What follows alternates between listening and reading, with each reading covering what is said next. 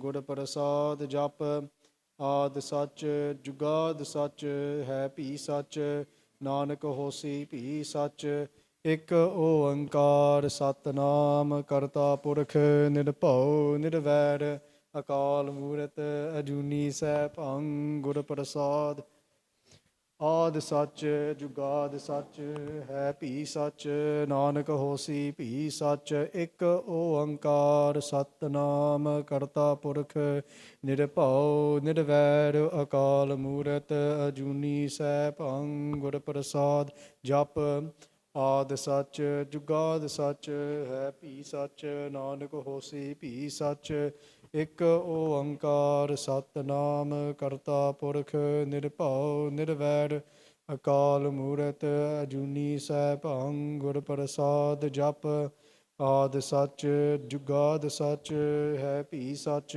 ਨਾਨਕ ਇਕ ਓੰਕਾਰ ਸਤਨਾਮ ਕਰਤਾ ਪੁਰਖ ਨਿਰਭਉ ਨਿਰਵੈਰ ਅਕਾਲ ਮੂਰਤ ਅਜੂਨੀ ਸੈਭੰ ਗੁਰ ਪ੍ਰਸਾਦ ਜਪ ਆਦ ਸੱਚ ਜੁਗਾਦ ਸੱਚ ਹੈ ਭੀ ਸੱਚ ਨਾਨਕ ਹੋਸੀ ਭੀ ਸੱਚ ਆਦ ਸੱਚ ਜੁਗਾਦ ਸੱਚ ਹੈ ਭੀ ਸੱਚ ਨਾਨਕ ਹੋਸੀ ਭੀ ਸੱਚ ਵਾਹਿਗੁਰੂ ਜੀ ਕਾ ਖਾਲਸਾ ਵਾਹਿਗੁਰੂ ਜੀ ਕੀ ਫਤਿਹ I don't usually do this, but apologies.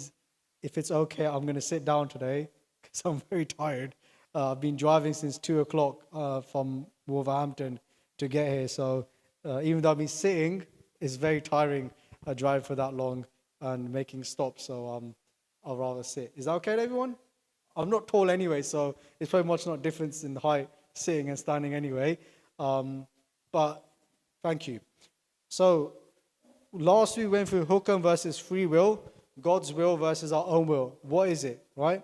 And we had an introduction, went through the power of Sad Sangat, which we'll go through that a bit today in today's session. What is Hukam? Understanding karma. Can Hukam and free will both coexist? We went through this last week, okay? If you wasn't here, you can watch it online. The live stream's there. I'll go through it in just quick summary. What is Hukam? We broke it down we gave a disclaimer that it's very hard to explain God's will, right? We spoke about Hukam is everything. Hukam is through Vaheguru's will, everything was created, okay? Through Vaheguru's will, we were created. Through Vaheguru's will, through their command, we gain this greatness of this human life, okay? And we spoke about giving examples of different creation. We spoke about through Vaheguru's Hukam, people do good things, people do bad things.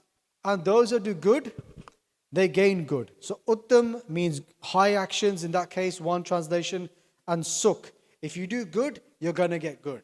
And if you do bad, Neech, you're going to get bad. That makes sense to everyone, right? However, we spoke about the concept of, if you saw the difference there, Uttam Dukh, Neech, Sukh. That sometimes you can do good actions, but you can gain pain. And if you do bad, you gain good. Happens in the world, right? Why do all the bad people that do all this bad stuff have so much money and wealth and live such comfortable lives? And we spoke about the idea of, we'll go through the story in a second, we spoke about karma, right? That we cannot judge somebody, we shouldn't judge anyone in the first place, but we can't just judge somebody's outcome of their life upon this life, right? We've been around for millions and millions of years, okay? And we've collected so much karma, right? And that is like every drop in the ocean. It's too many drops, man. Too many drops. Okay? And when we come into a life form, we can only bring a cup's worth. That's nothing.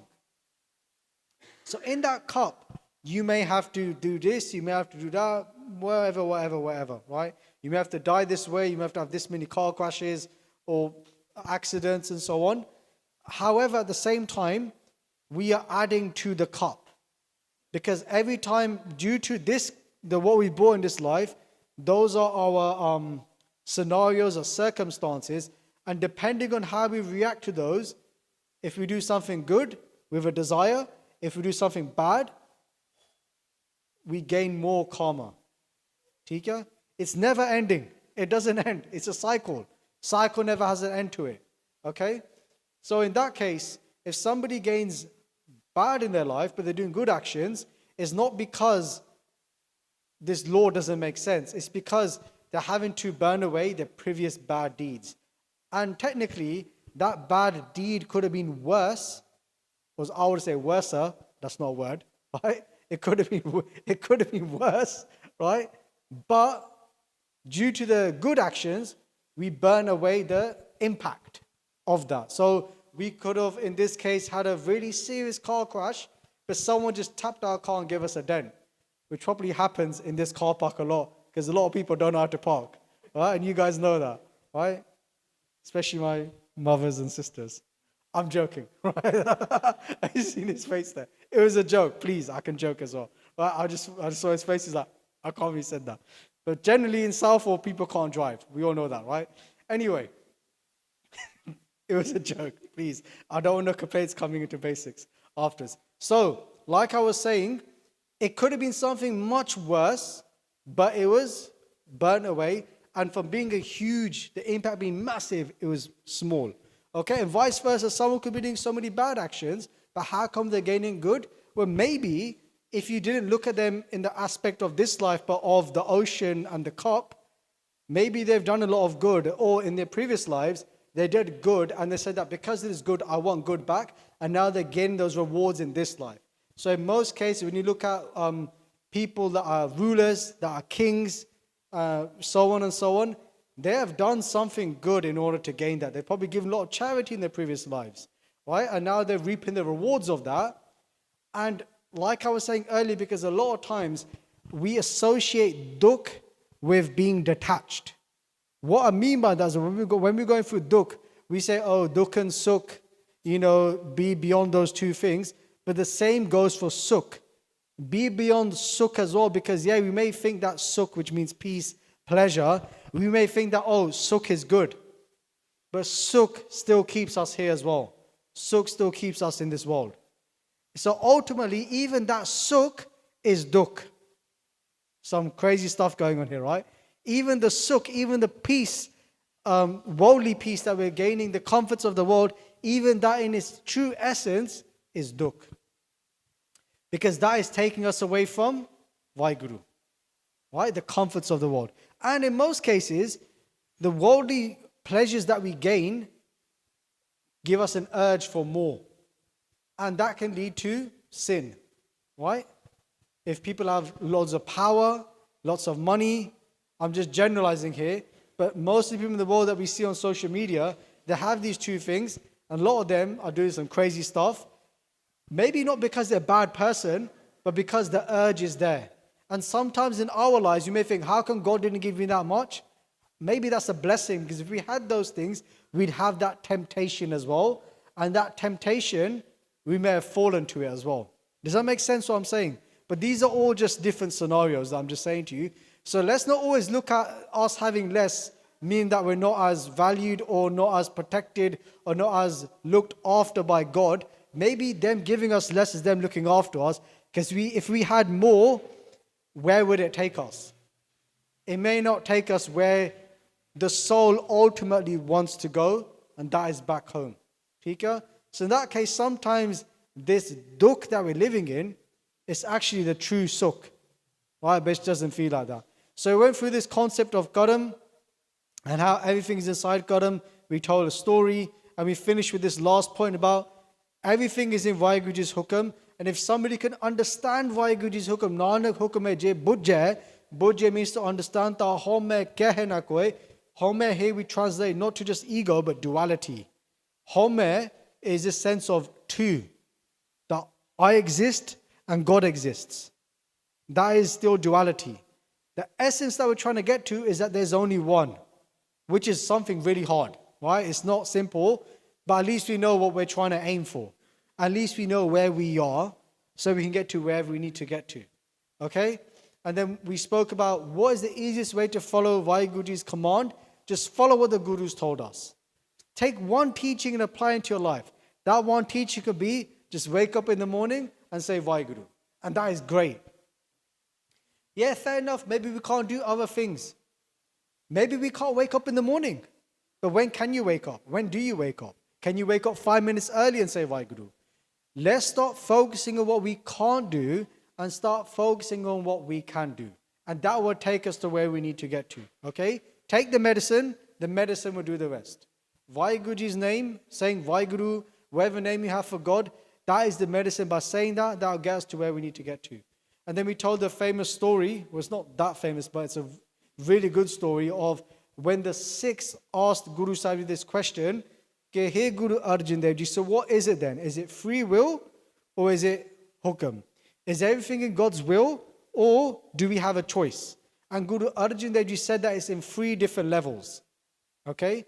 In the first spiritual level, we have to take responsibility for our actions, just because in Gurbani, in our scripture, it gives both answers. On one side, Gurbani will say that Jaisa Bija Solune Karam Eho Khet, which means that as one plants, so does he harvest. Meaning, whatever you do, you're going to gain the results of that. Tika? Take responsibility for your actions. However, somewhere else in Gurbani it says, Mare Rakhe Eko Aap, Manuk Ke Kuchnahi Hat. That everything's in God's hands. There's nothing inside your hands. You have no power. You are helpless. So the Sikhs say to Guru Arjan Dev Ji, which one is it then? Because Gurbani is almost contradicting itself. And Guru Arjan Dev Ji says that's not the case. Gurbani speaks to everyone at every single spiritual level. So in this case, the way we should look at it, very simply, one way to look at it, is that when we're starting on the spiritual path, we have to take responsibility for our actions. So we can't just say, oh, it's all in God's hands. I'm just going to say, I'm going to do nothing. Whatever's going to happen is going to happen. No. It's saying that you have these hands, you have these legs, you have this brain, hopefully, right? That's what my mom says to me, sure, you got a brain in there, right? You've got these things, you've got these tools that Vaheguruji is given to you, so use them, right? And as somebody starts to progress spiritually, they get to the second stage when they start to realize, actually, you know what, Vaheguruji? It was you doing everything. It wasn't me. However, these first 2 stages are still duality because it's me and it's you. I'm doing it, and then it changes to you're doing it. But the third stage, which is the complete stage, is that there was no such thing as me or you. There was only one. Tu kata kata antar sarbandarantar jihar eko puruk samana, that you reside in everyone. There is only you. There's nothing else but you. Does that make sense? So what that means very simply is that right now it may not make complete sense because we're not there. But the Guru has given us steps to get there, which is first take responsibility. Apana hati apana, apahi kaj savari. That means that you be given these hands to resolve your own affairs using the tools the Guru has given to you. And then as we keep doing that, we start to realize that, chalo, wow, Vaheguruji is doing everything. And then it gets to a point where the experience, which is level 3, which we cannot explain, once somebody's there, only they know. Tika? That makes sense to everyone? That was last week. And we went through this one Shabad as well. Ke home dirag rog hai daru pi ismahe kirpa kare je apni ta gur ka sabad kamahe. Right? And I asked you guys last week to think about this, that how can the disease be the medicine? What do you guys think? So ego is a chronic disease, but it contains its own cure as well. What does that even mean? Answers, please. You had 1 week to think about this. How is the disease the medicine? How is the ego the medicine? What do you guys think? Please don't fight each other. You can all say something. Jacob, please be nice. Don't meet at the Southall traffic. Give each other away. Anybody?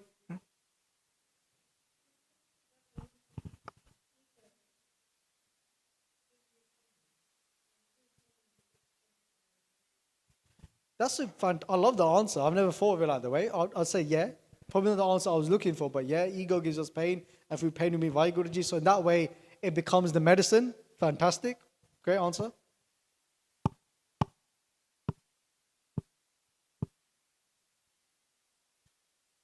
Yes, at the back.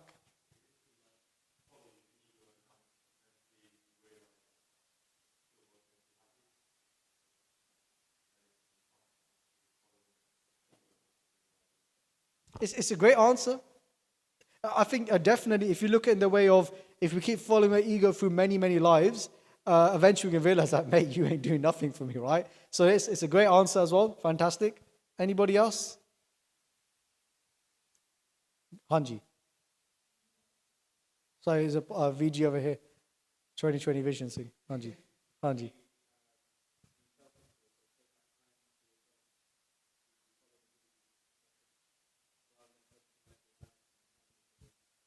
Okay, I like it. Be selfish. Look after yourself as well.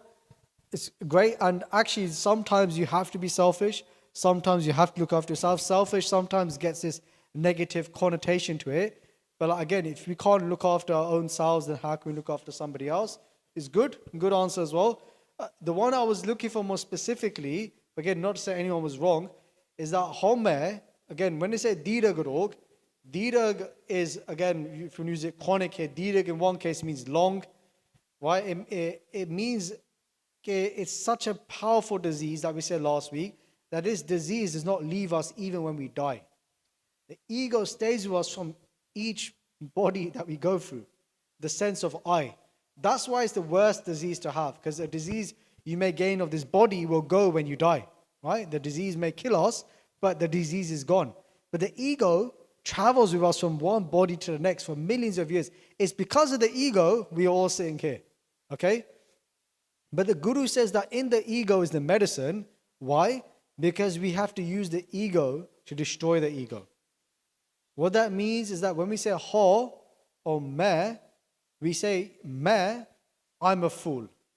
मैं मूर्ख की कहते बात है coat पराधी तरेरे. I'm a fool and I make a mistake again and again and again. It's by becoming humble, right? So we have to use the ego to destroy the ego, right? Using Gurban in that case, right? So that is one way we can interpret as well, but there were great answers as well. So again, it's using the ego to rid the ego, or in this case, maybe not rid the ego, but to control the ego. Because we all have to have some sort of subtle ego in order to exist in this world, right? But the issue is that the ego has controlled us and we are not in control of the ego. Just like a dog, right? You put the dog in the leash, and a lot of times you see it, right? Like the other day I was walking home, man. It was some tiny little dog and it barked at me and I jumped, right? And the auntie, she did not have control of that little dog, I'm telling you, man. I could have had a bite in my leg. I'll be in A&E, I'm telling you, man. Machari auntie, man, she was proper holding on to that leash, right? So in that case, the dog was controlling the auntie, right? But the auntie should have been controlling the dog before it came and bit me in the leg. It's like a little chihuahua or something, right? So yeah, she's old, man. So obviously, but you get the idea, right? The ego is controlling us when it should have been us controlling the ego. Okay, so we'll go to today's talk. These are just some slides I had from another talk. This is the last thing I go through. Then we'll start with today's talk. I'm so sorry, it's 10 to 8 and I haven't even started the talk yet. But it's quite a short talk today. That's why I'm probably rambling on as well. But it all gets to a point. You might have heard this before if you've come to my talks before. Once upon a time lived a snake. Lovely snake. Okay? It was going through the jungle, minding his own business, and it saw a little mouse. He goes, tasty, right? Probably didn't say that, right? It went and it grabs the mouse, the rat, whatever you want to call it, and it puts in his mouth because it's going to eat the rat, okay? The snake has this sense. The sense of the snake is I can tell when something is diseased, okay? So the snake is that if I eat this, it's going to make me really ill and I could probably die. But if I let go of it, it's going to scratch my eyes out and I'm going to go blind. What does a snake do? Respectfully, imagine you're the snake, we're the snake, you've got a rat in your mouth, right? And if you eat it, you're going to get poisoned and you're probably going to die. Or you let go of it and you lose your eyes. What option do you guys pick? Let go. So you just come blind. Okay, so we got, and Baji can't help you, right? There's no prescription for that. Okay, so okay, we've got one person, I'm going blind. Anji. If you what, sorry? How are you going to disable it? Okay, that's great. That's great. Yes, I love this. I'm loving the different thing. So maybe conch it a little bit, disable it, and then you can let go of it. It's a good option, but there's a risk, right? Because I don't know, you might disable it too much. You might take someone's blood in, and that's it, man. You messed up. I like that. I've never heard that before. Okay, so we've got conch the snake, let's conch the rat a little bit. Anybody else? It's the reason, Hanji? Kill him. Okay, kill it and then probably, okay, there you go. So we've got blind, kill, conch. Okay, we've got options, right? The reason for sharing this is because what this is meant to illustrate is our lives, and sometimes in our lives there'll be certain situations that occur where both scenarios don't make sense, and both scenarios end up with us being in pain. Tika, you know, you've been in a situation in life where you think, well, if I do that, I'm going to be in pain. If I do that, I'm still going to be in pain. Chalo, maybe one's worse than the other, but it's dukh. So what do? That is what this is illustrating here. The snake, whatever the snake does, the snake's going to get pain. So what can the snake do? And what is said is that the snake needs to find a lake. That rhymes as well, right? Or a pond, right? And what the snake does is that it goes into the pond right down to the bottom, and the rat drowns. And the rat passes away. He didn't have to bite into the rat. He didn't have to eat the rat. He didn't have to let go of the rat. The rat went away itself. What is the pond? What is the pool? What is the lake? That is Sad Sangat. That is your guru. Manare thira raho matakata jahi jiyo. That the Shabad was saying. Manare, oh my mind, thira raho. Stay steady. Matakata jahi jiyo. Don't leave Sad Sangat. In Sad Sangat, and Sad Sangat again is not just coming to is one, but it's not just having to come to the Gurdwara and sit in a collective. It's doing Sangat with your Guru. It is speaking to your Guru every single day. It's reading Guru Bani. It's understanding Guru Bani. It's listening to Kirtan. It's listening to Katha. It's that connection. That's Sad Sangat with your Guru, with the truth. In that, there's always a way. So never ever think that there's not a way. There's always a way. You just can't see it right now. And the Guru, Vaheguru, Sad Sangat, Naam gives that way. Tika? So whenever in our lives we feel like, you know what, none of these are, and I'm sure in your lives you've been in situations, I know I have, even recently, well, I thought, bloody hell, I didn't think that would happen, right? And it worked out. Ever happened to you guys before? Hopefully? Yeah, thank you. Right? So sometimes like both things were going to end in, disaster, but somehow something happened and it turned out all right in the end. Tika? So it's building that faith, but not just blind faith, it's building that connection with the Guru. Okay, coming to the actual story now of today. So last week we spoke about, can Hukam and free will coexist? And the answer was yes. But in essence, there's no such thing as Hukam and free will. There's only one. But we have to start with free will, move towards this idea of understanding that everything is in God's hands, and then realizing there's no such thing as God and us. There's only them, which is a whole journey in itself. Today's topic is, can we change our destiny? What has been written for us on our forehead? What God has given to us at the start. You come into this life, you got this ocean, you got the cup, and then you got what we're doing right now. So hands up, can you change your destiny? Hands up for no. Hands up for, I don't know. And hands up for, I'm not putting my hand up. Okay, just one person at the front. So we've got 4 different answers there, and 2 of them are not even legit, right? But we'll take it. Okay, so very famous story of Guru Arjan Dev Ji Maharaj, our 5th Guru, when they're doing the Kar Seva of Sri Harmandir Sahib. So very simply what that means is that when they were first constructing what we know as the Golden Temple today, which is originally known as Harmandir Sahib, the gold was added 200 years later by Maharaja Ranjit Singh. So Sri Harmandir Sahib, Darbar Sahib, when they were starting the Seva, there was a need for a lot of money. So Guru Arjan Dev Ji Maharaj Ji, one day in the Sangha, they said that, there's a need for a lot of maya, a lot of money, in order for this seva to be done, the construction of Sri Harimandir Sahib. Will anybody go, in this case, to the mountainous area where some of the Raja live? We hear about the Pahari Raja, is a very famous name given to these types of kings. And will somebody go and get some money? Now, this isn't to say the Guru is begging from the kings. There's a story behind this. There's a garden. There's a reason.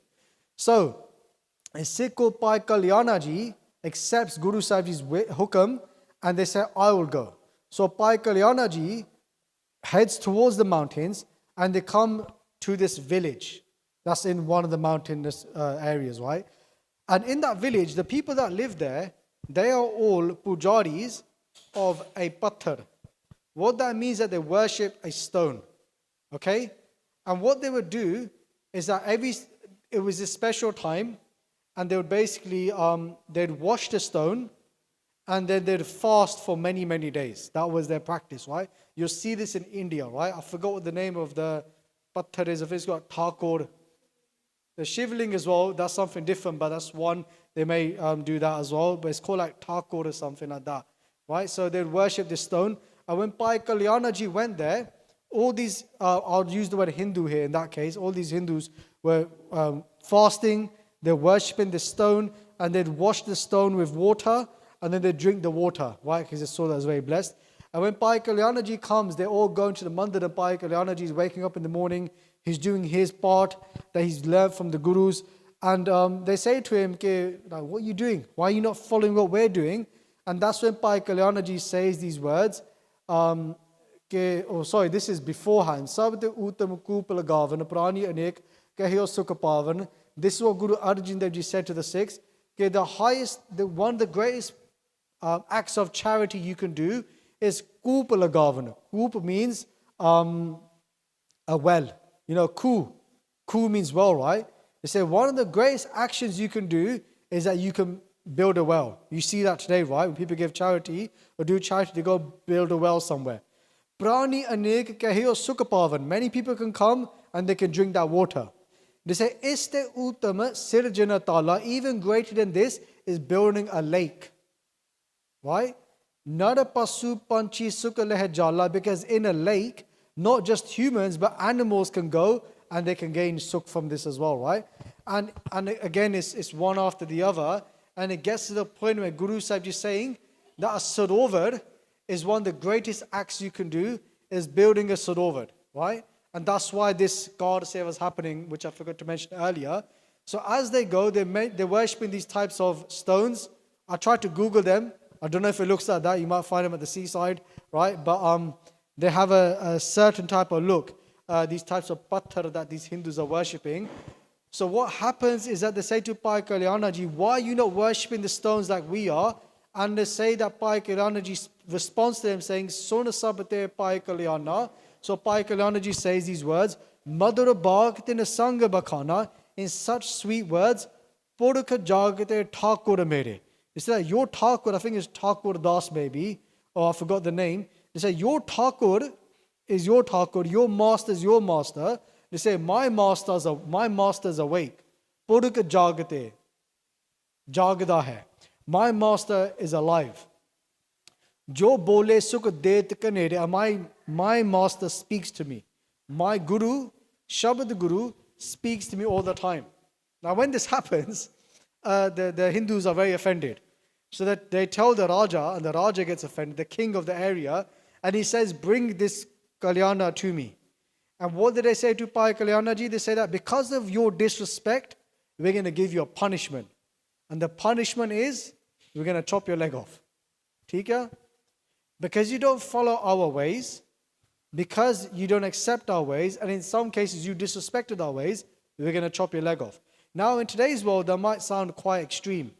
But I think a lot of times when we look at our history, we kind of water it down, and we don't appreciate what the Guru's given us today. 500 years ago, not everybody had access to Path Puja, to prayer and worship. So we do puja today, we worship Guru Granth Sahib Ji. It's not the same type of puja other people do in other faiths, but it was only the people of the highest castes or people of great privileges who could pray and could meditate. So today that seems like the norm. If I want to meditate, if I want to become spiritual, I can pick up a book, I can watch a YouTube video, or I can take upon some practice. But 500 years ago, or 400 years ago, whatever you want to say, how many centuries ago, this was not the norm. This was a big blessing. You'd have to die and be reborn into a high caste to be able to do this. And if you're a woman, you couldn't do this. You'd have to die as a woman, become a man, and then make your way up the caste system to be able to do this. Tika? So it's belong, right? Belong to get there, right? So the point is that when someone is questioning this practice, the repercussions of that are huge. Tika? If someone of a low caste would hear the prayers, then they'd even put hot lead into their ears to make them deaf. Tika? They'll do such practices that you shouldn't be able to even hear anymore.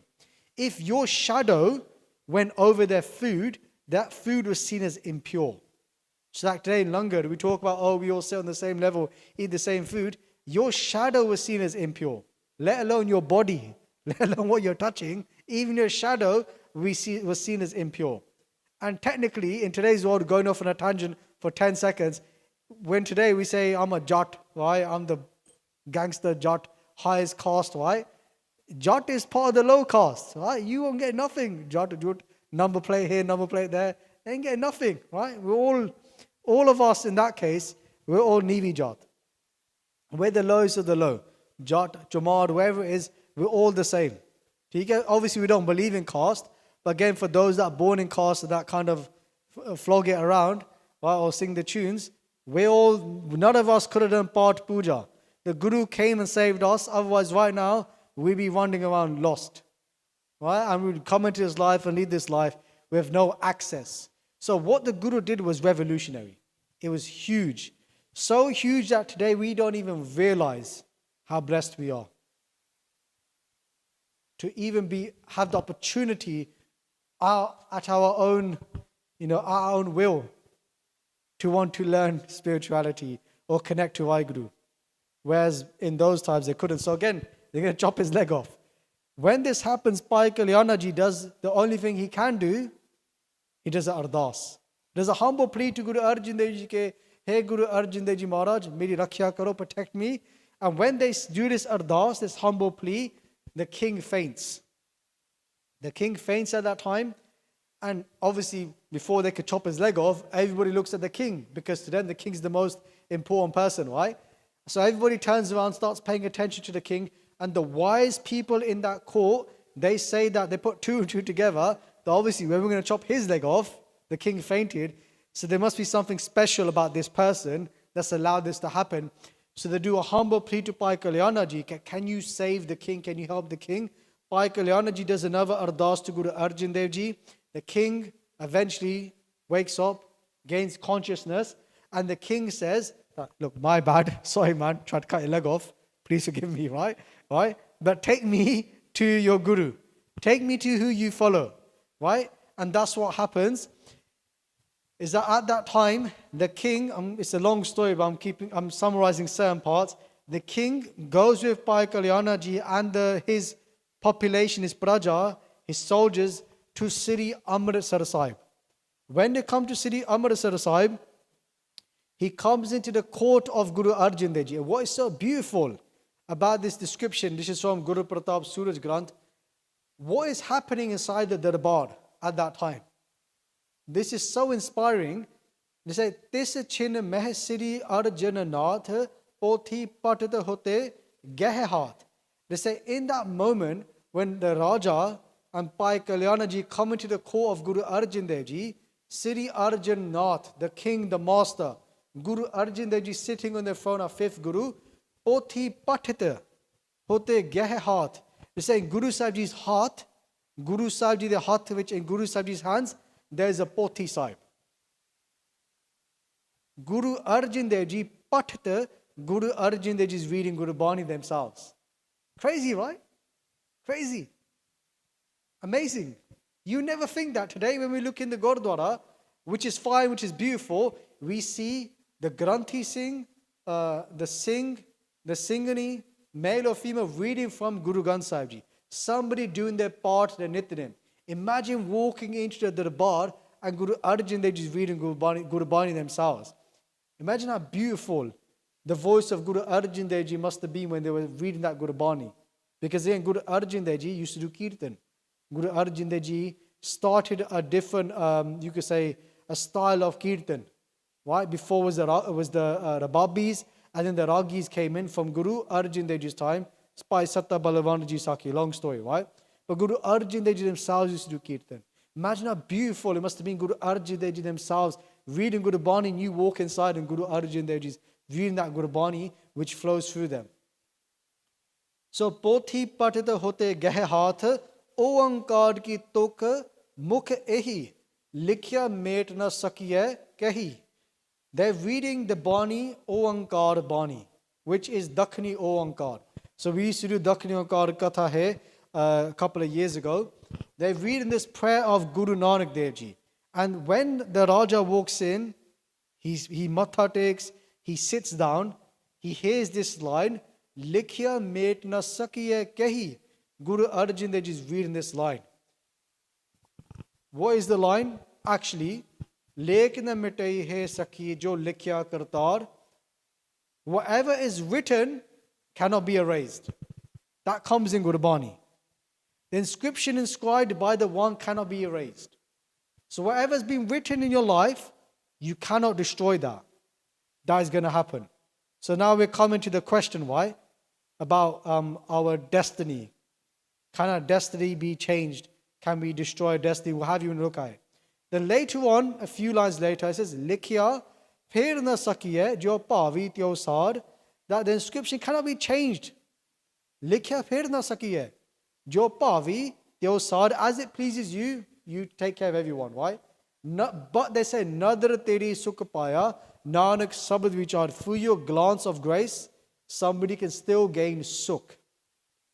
So when this happens, again, it's all translated here for jo pavi tyo sar sadiva, Prabh ki nadar kare sukh, thing is maybe tiva, they're not biva thing. Sun mehpal hriday bichari. So these 3 lines I've just read there, they're just translating this, okay? Sun mehpal hriday bichari. When the king hears this, because he's sitting there, he understands it, he goes, Eherit jo sach ochari. They say, what Guru Arjan that you just read of Guru Nanak Dev Ji's Bani is true. It makes sense. So he goes, why am I sitting here for? Why am I sitting in the Guru's home? Why am I trying to follow any form of spirituality, bhakti, love and devotion? What's the point? Because nothing's going to change anyway. I might as well live my life how I want to live my life, because whatever's going to happen is going to happen. I might as well go enjoy myself. I'm a king, got all this money. So the king's like, oh, what's the point? So what does he do? Because this is like the 51st or 52nd Pauri, and it finishes on like 54, 55 of Dakhni Ankar. So it's near the end.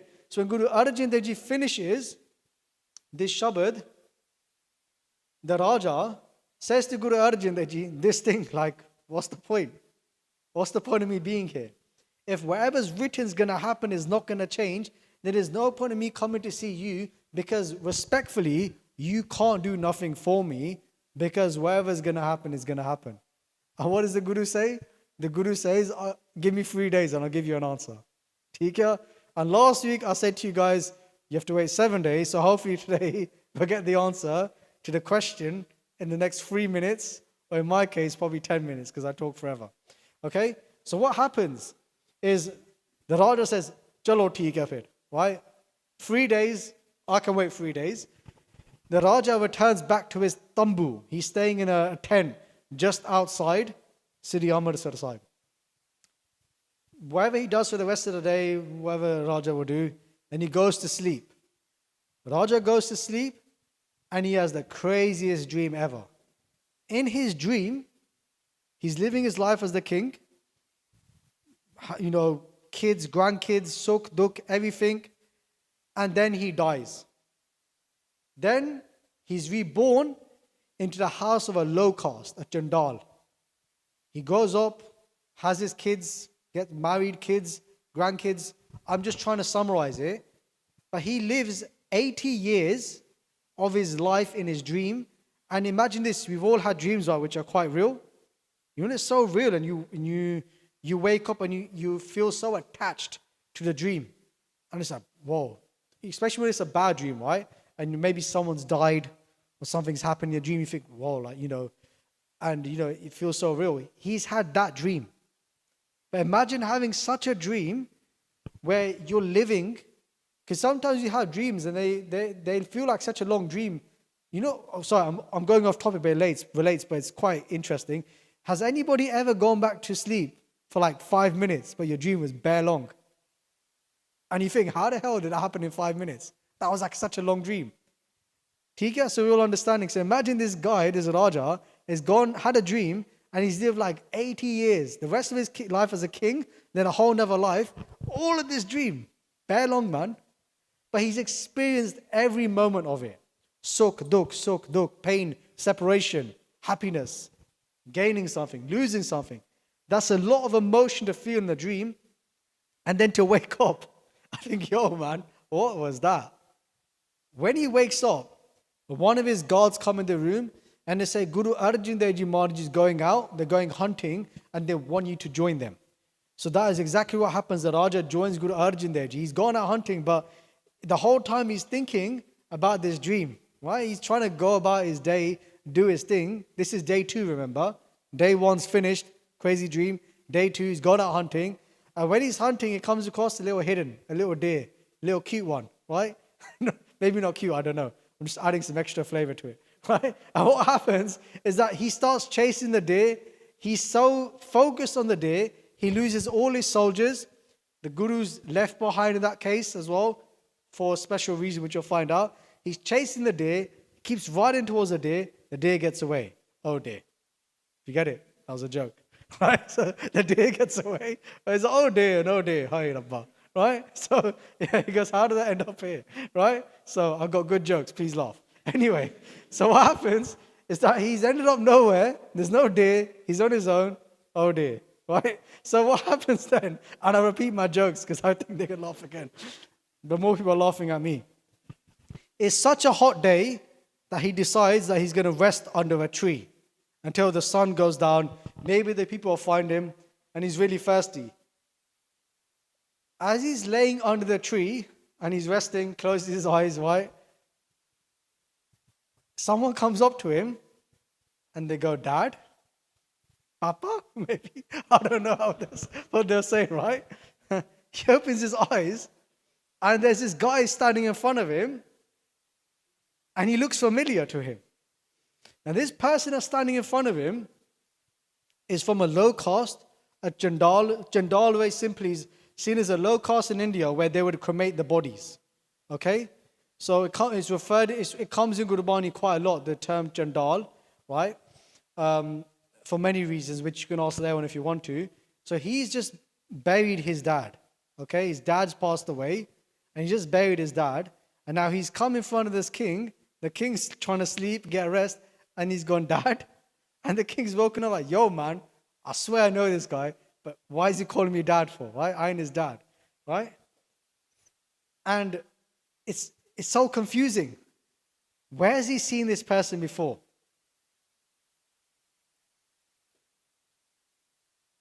In his dream. So now there's a bit of an altercation going on here. Where he's like, you're my dad. What are you doing dressed up like a king? He's like, I ain't your dad. Get away from me. Right? You're low caste. Right? Don't touch me. All this kind of stuff. Right? That low caste guy is going back to his house to get his family. Like, why are you crying for? Why are you mourning? Dad's over here. Everyone goes back to, imagine this whole crowd now. King's proper flustered. Had a crazy dream. Been chasing this deer. Lost the deer. Oh dear. Now he's in the middle of the jungle. Right? And he's got all these people in front of him that he's seen before in his dream. And they're all saying, Dad, or husband, or whatever, or child. And he's like, I don't belong to you. I don't belong to you people. I don't know who you are. But inside he's thinking, I've seen you guys before. You guys in my dream. So it's getting quite heated, right? The king's backing, like, get away from me, don't touch me, right? They're like, what are you doing? Where do you get these clothes from? All this kind of stuff. And that's when Guru Arjan Dev Ji turns up, right? And they're like, okay, calm down, guys, what's going on? And Raja's like, I went to look for the day. I lost the day. And then what happened? Oh, day, right? And then these people came up to me, said, Dad. I was like, I ain't your dad. And the Guru says very simply, there's a simple solution to this. When was the last time you saw your dad? Say, we buried him. They go, then go and dig up the grave. And if he's not in the grave, then he's your dad. If he's in the grave, then he ain't your dad. So they dig up the grave. And when they dig up the grave, the body's there. They come back and they say, my bad, right? You're not our dad. Okay, miscommunication, right? So that's cleared up with the family. But the king's like, this still does not make no sense to me. How is it that what I saw in my dream was right in front of me? So he goes back to his tent and he rests. Day 3. On day 3, he comes into the court of Guru Arjan Dev Ji and he's got this look on his face, right? Like he's not probably slept really well. And Guru Arjan Dev Ji says that, like, you okay? You look quite flustered, right? And that's when the Raja tells him everything about what happened to him. I came to you in the first day, I came into your court, I heard the Shabad, and it didn't make sense to me. You told me 3 days, I went back home, I had this dream. The dream was crazy, I woke up, I went hunting with you, I went out to find the day, I lost the day, and then what happened? Oh dear, right, oh dear. And then what happened was that he saw the family, and the family like, you're my dada. He's like, I'm not your dada. And then you told him I'm not the dada. And then I came back here. Now it's day 3. What is going on? Can you clear this up for me? Right? Just like you remember that snake doesn't know what to do. Where does he find his clarity? He finds it in the Guru's home. So, Guru Arjan Dev Ji says, yes, likhya prabh ko Kaun hai khovata. Whatever has been written by God cannot be destroyed. Key word. Lekina mitehi he sakhi. Jo likhya kartar. Jo kartar ne likhya hai, whatever Vaheguru is written, that cannot be changed. Likhya prabh ko kaun hai khovata. Tau sahayaka Satguru hovata. However, your support became the Satguru. When you came into the Guru's sanctuary, and you placed your head in front of the Guru, and you sacrificed yourself to the Guru in that moment, you were no longer your own, you were the Guru's. Ehi gata biti hai tova sanga, karaho nahi apno mana panga. And I said, now what's happened to you, what's just happened, biti means jo beat gaya hai, what's happened now to you, and you're so worried about it, karaho nahi apno mana pang, and you have so much distress inside of you, just don't worry, I'm going to explain it to you. They say, Satguru pai sahayak teri. That now the Satguru is your support. Hirde bachar the baat jo heri, what you were thinking in your mind beforehand, this doubt that you had, Janama pavano kara chandal. In your destiny, it was written that in your next life, you were going to come back in the house of a chandal, in a low caste, and you were going to do such actions. Tohe pag mehe likhyo atal. And that is your destiny. That is what is meant to happen to you. Paramahoto tero man mahi. But you had this doubt on your mind, ke likhya met sake ko nahi. That whatever is written cannot be destroyed. Right? To sahayata Guru kya kare? How can the Guru help me? What's the point of me being here if whatever's going to happen is going to happen? Nihpala hai, his sanso tu tare. They say you had this doubt in your mind that this is useless. What is the point of being here? So what is the essence? Guru Arjan Dev Ji says. Guru Arjan Dev Ji says that yes, it is true. Whatever is written cannot be destroyed. Lekana mita, you cannot erase it. Like we saw here, right? The inscription inscribed to your forehead cannot be erased. However, it can be changed. That is the key here. What the Raja was meant to experience, he experienced. Do we agree or do we disagree? He experienced it, but the way in which he was going to experience it, how he experienced it, was different. 80 years of dukh and sukh that he was going to live, was all reduced to how many minutes of a dream? So that is, when we say in our lives, and we spoke about this, again, this analogy of the snake, there's always a way. We may never know that way, but it may just been paved for us by the Guru. And that is why when we come to the Guru and we take upon the Satguru, it is no longer our worry, it's their worry. They take care of us. They put, because I remember once I did this talk in Coventry, and someone said to me they had literally this type of dream, and it played out in real life, and it was much shorter. And they go, is this the same thing as a story? I just said, I don't know, maybe not. But how many times we probably had dreams, think, yo, that was a crazy dream. But maybe, I'm just saying, just maybe that was meant to happen, but it was reduced to a dream. Or even that story earlier, when I mentioned the car crash, and they're just a dent, maybe things are meant to be much worse, but due to what we are doing, they've actually turned out to be not as bad. So in our lives, let's stop looking at things as maybe God, like I said last week, like God is punishing me. Maybe God isn't punishing me. Maybe God is actually just looking after me, but it feels like a punishment, but it's not. Again, the lens in which we decide to view our lives. And the more we start to read Gurbani, what does Gurbani teach us? Tithe kariye surat mat man buddha tithe kariye sura sada ki suddha. They say the more we start to imbue ourselves in Gurbani, what does Gurbani do? Tithe kariye, tithe means othe, which means in that spiritual stage of Saramkhand. Long story, but when we go through the spiritual stages or realms, having to say it, the way we start to think changes. Our mind starts to change. The thoughts, mind means thoughts. Our thoughts start to change. And then Buddh means our intellect, how we react to our thoughts. And which one we pick, even that starts to change. So next time something bad happens, or when we look at a scenario in our lives from the past that was tragic, which was terrible, which is so much pain, so much trauma, just one day it clicks. And actually, it didn't look as bad as it was. We somehow see it different ways. Don't know how, but the Guru took care of that for us. But we were the Gurus. Does that make sense? We took upon the Guru. That's why Guru Arjan Dev Ji is saying this line here. Where is it? Down here about Sahayak. To Sahayak Guru kya kare? What can the Guru do for us? What support can the Guru give? The Guru does such things that we don't even have to see them. They clear the path for us, and we didn't even know they cleared the path for us. So all that Dukh Sukh, 80 years, was reduced to a dream. So yeah, Lake, your fortune cannot be destroyed, but how it can be played out can change. And there's many, many other examples of this.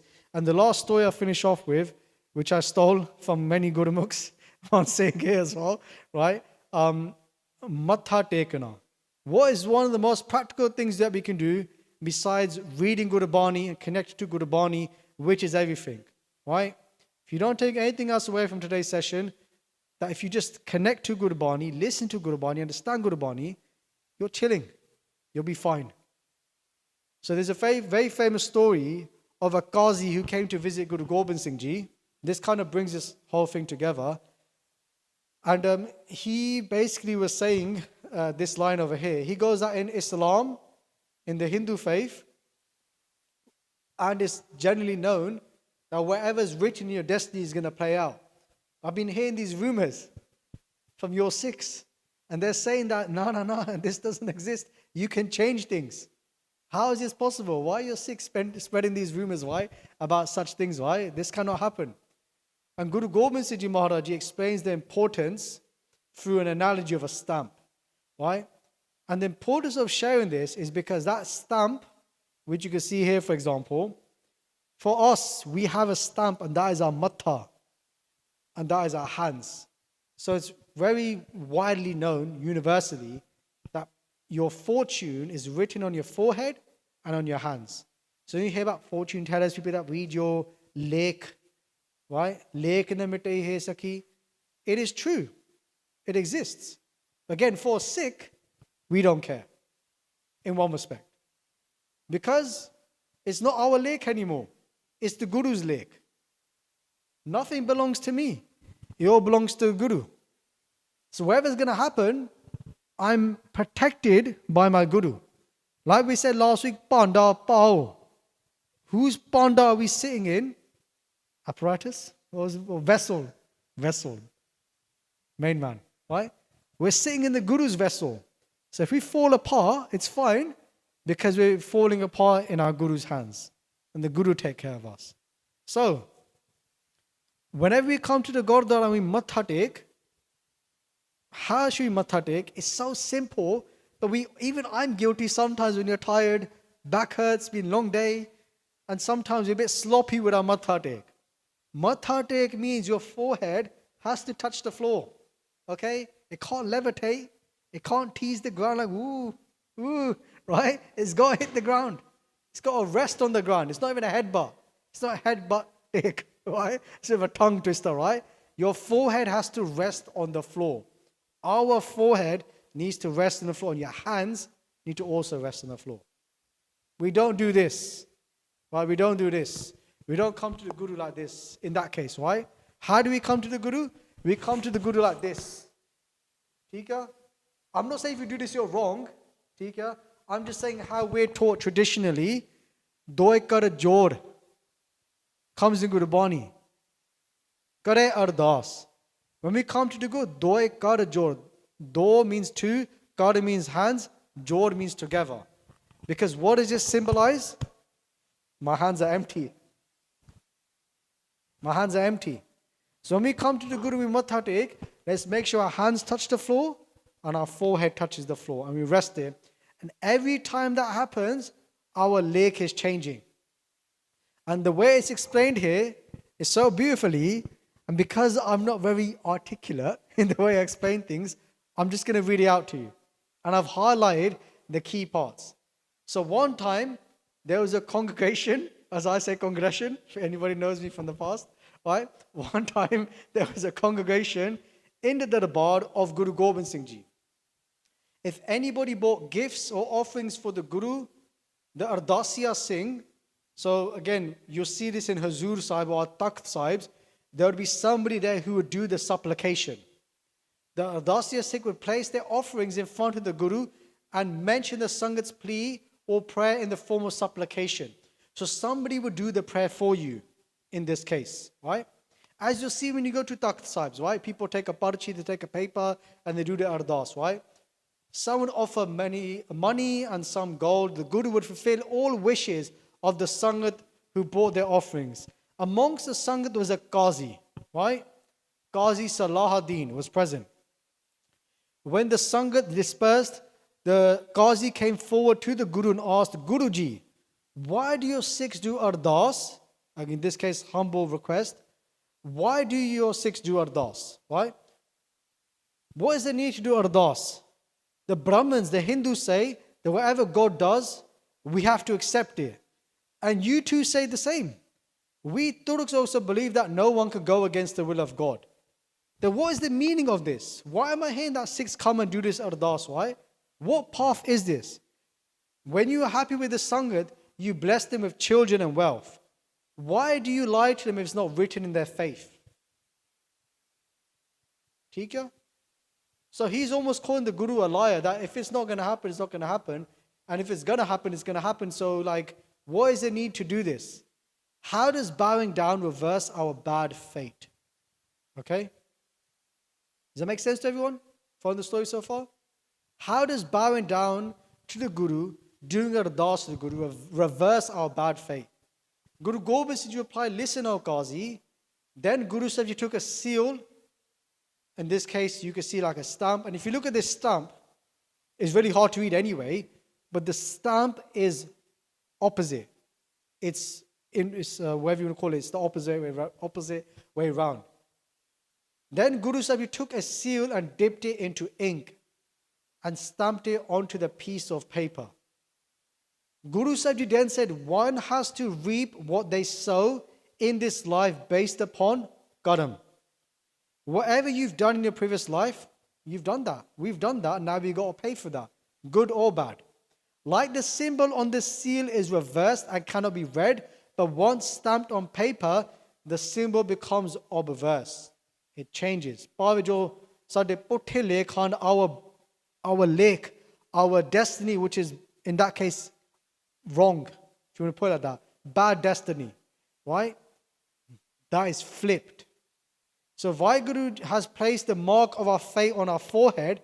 However, when we bow to the Guru and our forehead touches the Guru's feet, in this case in front of Guru Granth Sahib Ji, Charan Turi of the Sadh Sangat, those bad fortunes on our forehead become reversed. Those bad fortunes will turn to good fortune. Has the fortune changed? Yes, but the way I look at this very simply is that the word fortune is still there. Bad fortune became good fortune. The perspective has changed. The way it played out has changed. But fortune is fortune. Nothing in that case has been destroyed, but it's been changed.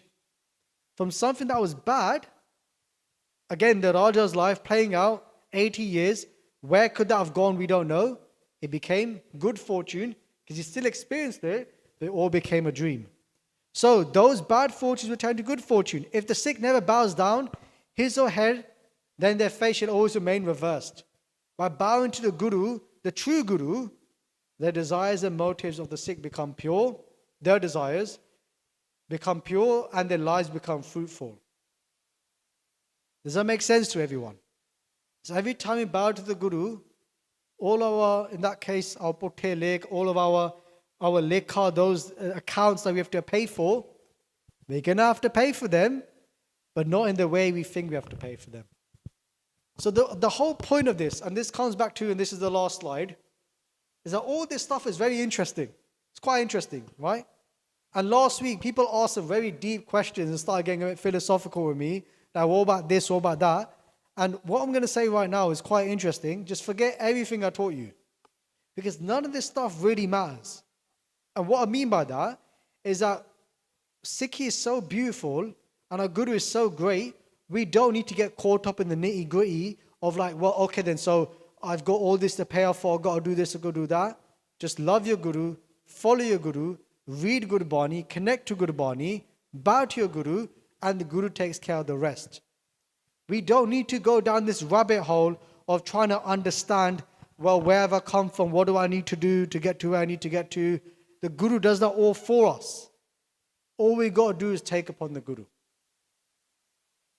Aisa Satguru je mile, tisuno sirisopiye vicho aap gawai. If you meet such a true Guru, then give your head to them.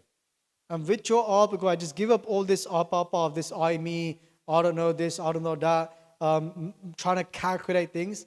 Doesn't matter. None of it matters because now, as Guru Bani says, lekha koi na puchai, nobody will ask for your lekha. Even if it is weird, even if it is messed up. Even if your accounts are so bad, it's like if somebody reads it, you know, it's like, ooh, yeah, ooh, right? Oh dear, right? Ooh, really bad, right? Lekha koi na puchai. Nobody's going to ask you lekha, jahar baksanda, because you have Vaheguruji as your forgiver. ठीक है? So that brings us to the end of this very long talk, which went through a lot. It was a nice journey. Hope you guys enjoyed it. So can Hukam and free will coexist? Yes, but ultimately no. But the aim is to become one. But for now, we have to take responsibilities. Can we change our destiny? Of course we can. But we can't change it. The Guru changes it. But that's when we go to the Guru. And the most simple thing for us, we are so blessed. We have such an amazing Purna Guru, complete Guru. And we all have access to that Guru. If we're sitting here, we're very blessed. So, just start walking the path. Like I said earlier, what can you do? Start doing things. Be inspired. Go home and start something new today.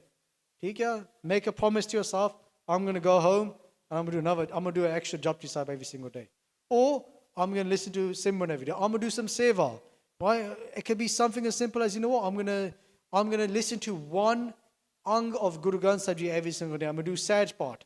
I'm going to read, or I'm going to listen to one ang of Guru Granth Sahib Ji every single day. Whatever your connection is, take your one step towards the Guru, and the Guru will do the rest. ठीक है? Okay, dokie. Go home. Promises made.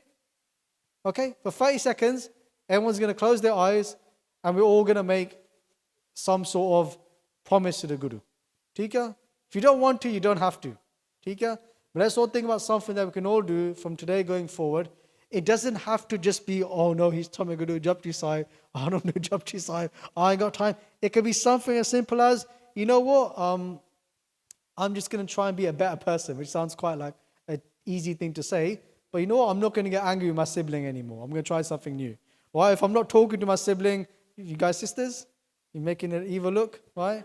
Be nice, be kind. Share the remote, okay? Netflix will stay. It's not going anywhere, right? Depends on the series though, right? Yeah. So anyway, even just being a good person is a good thing, okay? But not the ultimate thing that helps us along the way. 30 seconds, okay? Everyone close their eyes, no peeking, right? Okay? And let's all think about something that we can do.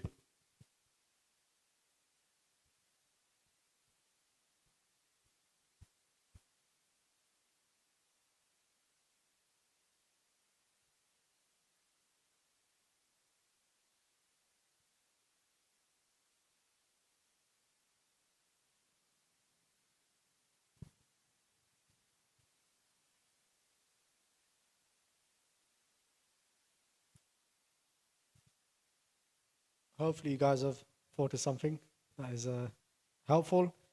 Please forgive the mistakes made, all the bad jokes, especially the parking one. Sorry about that. It was a joke. It's a little bit funny though, tiny bit. Okay, chalo. If you never heard the joke, check out the live stream. But it was just a joke. But I hope you guys enjoyed the session, and hopefully we took something away from it. And if you got any questions, you can ask afterwards. Otherwise, see you guys soon. Vaheguru.